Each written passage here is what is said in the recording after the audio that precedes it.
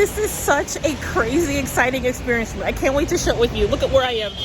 So a couple of years ago, I said to myself, how do you build a brand? We used to be called Onwards to Freedom, and it was good, but I knew that there was something more to a business than just selling and marketing. I knew that there was this underlying thing I had begun to hear about called brand.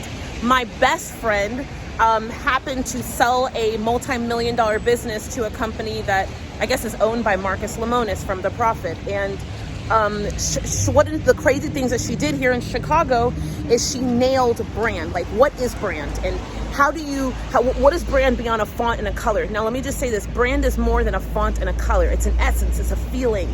It's the senses. It's all 5 of them and how you touch them. And one night when I was visiting with her and I said, I feel like I need to understand it. She's like, I'm going to teach you. And because she built an amazing brand called Dogaholics. And I watched what she had done with it. Now, what's crazy is that she then took it a step further and she took me to here. So we came down, we drove down here to this part of Chicago, and we walked through this place called Eataly. And level by level, this place is so damn cool. But level by level, she showed me the signs, and she showed me the fonts and the colors and the food. Then I got to see the people. I got to watch the essence of their pricing, the type of pricing they had, the way their signs looked for the pricing, the way that they told their story about the pasta and the sauces. Eataly, if you've never been to an Eataly, there's only a couple around the US. It's one of the coolest business concepts to go and see because it's retail meets restaurant, and it's 2 floors. It's like the IKEA of Italian food. It's like the IKEA of Italian food and the IKEA of Italian food meets retail, but the food is sprinkled out in every single department. It's so cool. We spent hours here. We ate, we drank. It was amazing. It's raining, which is why I'm saying over here. It's raining, and I don't know if this is dust or anyhow.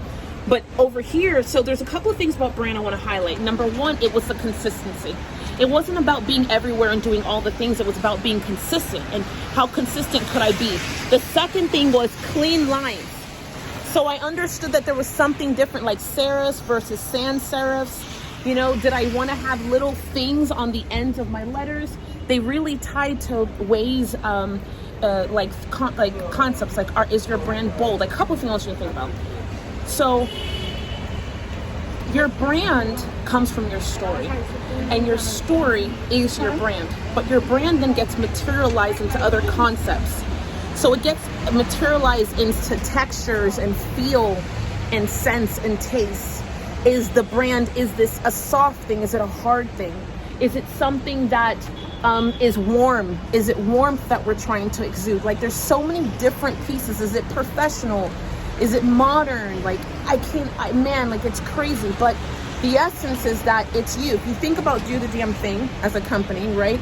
We write a lot of things in capital letters because sometimes it feels like we're shouting. We're bold. We're very direct.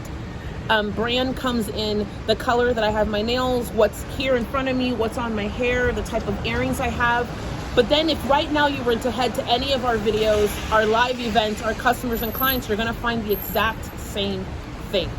You want to have a consistent thread through who you are and what the customer is experiencing, and then when they walk inside the door. There's kind of 3 experiences. One, the CEO should match what's happening there and should match what's happening inside. Do the Damn Thing is pretty unique because we do our best to make sure that everything matches, so that our people, what we're wearing, what we're saying, what's happening when we're not working, what kind of food and drinks are we indulging in? I mean, think about it for a moment.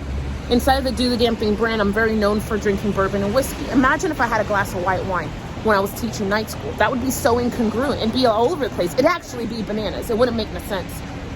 But this allows us to have context, to ask ourselves, am I congruent? Does everything match? Because it's the difference between 200K and like 2 million. This is not just something that's like, oh, brand is good. Because if brand was good, then I would just do a little better. No. Once I made a decision to come and study here in Candace, I want to tell you forever and a day, I'll never forget the memory of me here when you changed my life and schooled me until places unknown. I went back and I studied brand for the next 6 months. I studied our customers and clients. I studied myself, and I materialized it into this thing called Do the Damn Thing Nation, something that I'm crazy proud of, and a platform and a movement that's way bigger than me.